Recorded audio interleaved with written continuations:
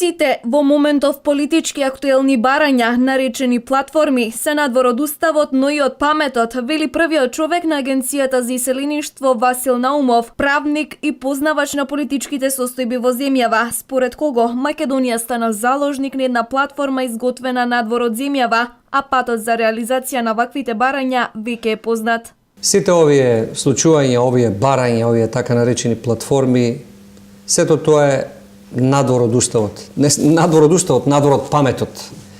Секој оној кој се занимава со политика, вклучително и политичарите од албанскиот блок, знаат како и кој е начинот и патот за реализација на ваквите барања поставени во платформата. Патот е или 2001, тоа што го направија, војна, или промена на уставот по пат на гласање во Собранието на Република Македонија. За таква работа се потребни 80 пратеници, вака како што е сега Собранието, двотретинско мнозинство.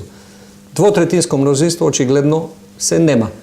Кој да прави влада, што и да прави влада, двотретинско мнозинство во овој момент со овој распоред на сили не може да обезбеди.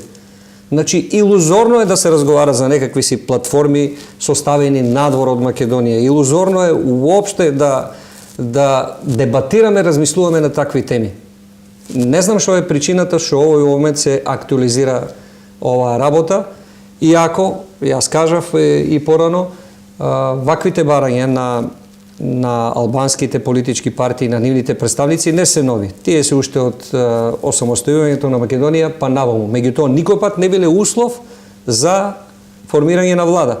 Никој пат не биле услов, значи, за надминување на една политичка криза во која што се наоѓаме. Темата за двојазичност во Македонија јавно беше отворена и надвор од земјата, зашто Наумов потенцира дека иселениците албанци со право го бараат она што им е ветено, но ставот на македонците останува дециден. Имаше една дебата тука, македонски политичар ветуваше се и се што во Берн, Швајцарија, и го слушнавме ставот на тие иселеници и нормално е легитимно тие да бараат тоа што го бараат. Но значи, тоа е ставот на иселениците албанци. Ја не знам дека некој од нив има различен став. За разлика од тоа, пак, ставот на иселениците етнички македонци и не само етнички македонци, сите припадници на сите останати етнички заедници од Македонија е дека македонскиот јазик треба да остане единствен службен јазик во Република Македонија и не сакат да слушнат за никакви двојазичности или нешто слично, затоа што многу добро знаат што тоа значи.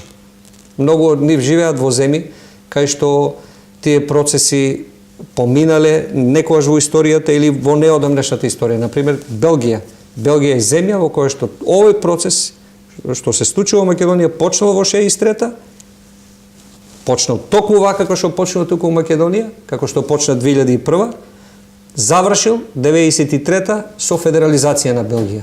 Наумов посочува дека македонскиот јазик треба да остане стожерот на оваа држава, зашто е потребна заложбата на сите граѓани. Во спротивно, со загрозување на македонскиот јазик ќе биде загрозена единствената кохезиона сила на Република Македонија.